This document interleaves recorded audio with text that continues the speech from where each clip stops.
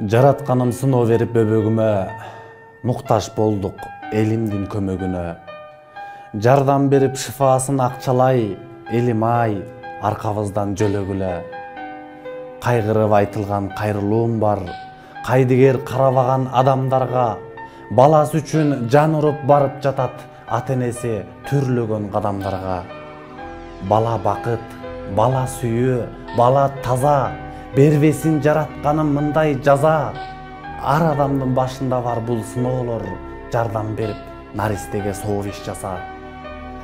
Эрдинен эне сүтүгө телек, периштебиз кыйналууда ушул таңда, колдон келген жардамды тынбай берүү парыз болот мусулманга.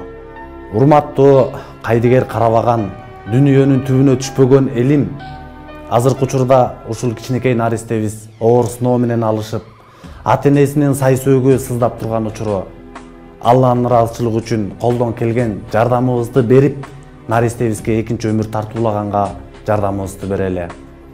Чын жүрөктөн жардам кылууну каалагандар болсо, бирдик аркылуубу же акчалай болобу, ушул эсептик булактарга которсоңуздар болот. Тактык үчүн ушул менин жеке байланыш WhatsApp номерим.